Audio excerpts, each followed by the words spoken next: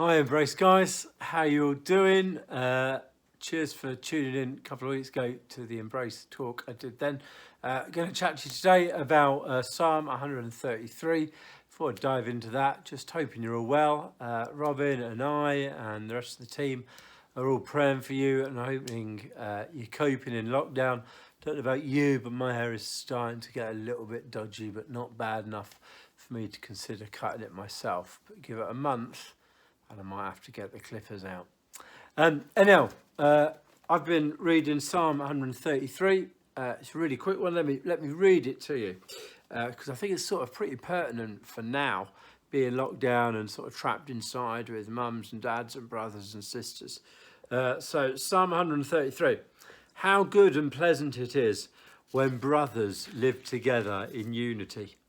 It is like precious oil poured on the head, running down onto the beard, running down on Aaron's beard, down upon the collar of his robes.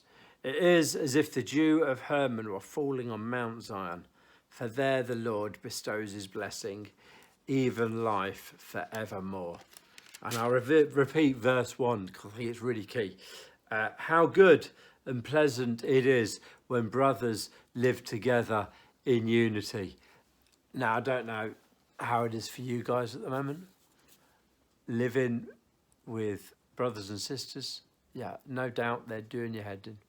No doubt you're finding them annoying. You're used to having 5 days a week, 6 hours away from each other at school.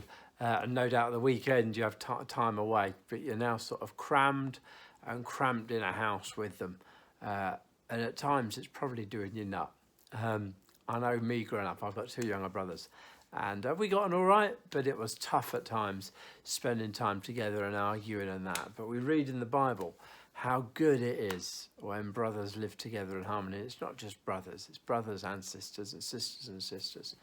So it got me thinking about other stories in the Bible, and 2 sprung to mind. They may spring to your mind straight away. They both appear in Genesis, and the first is Cain and his brother Abel. And we read, I think, chapter 3 in Genesis about how Cain kills his brother Abel, hates his brother that much that out in the field he murders him. And then a bit further on in Genesis, we hear about Jacob and Esau, who are twins. But Esau has the birthright. He's the eldest twin, so he should get everything that their father has.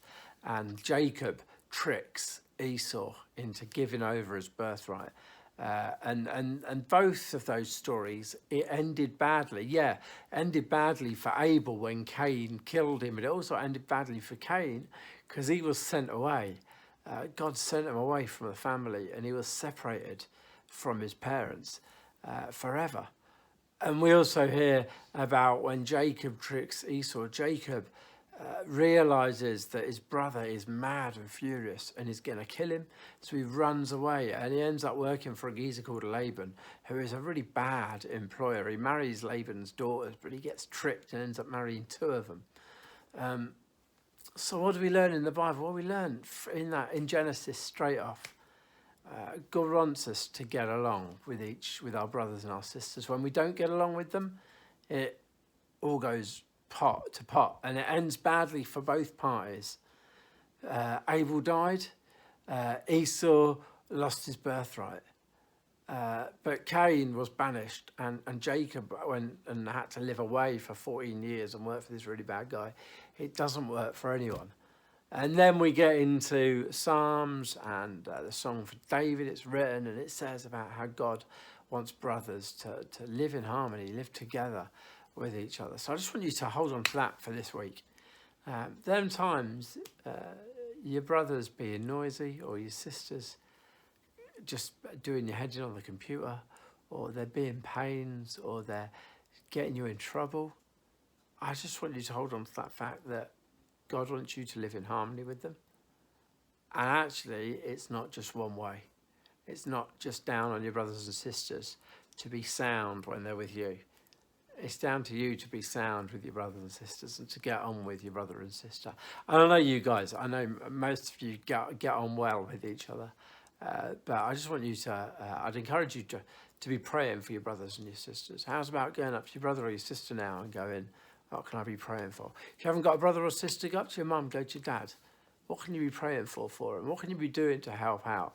I'm really fortunate. Nat and Mal, my lads, have been really, really helpful these past month or so, helping with the cooking, getting on with their schoolwork without fussing and without really just being lazy or anything. They've been brilliant and great.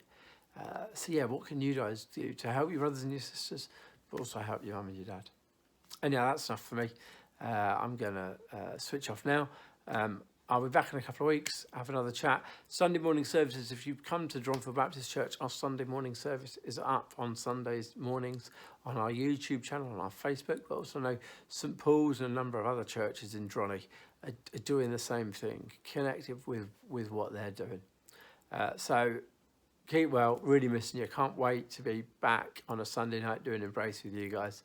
And yeah, catch up soon. We're praying for you. See you later. Bye.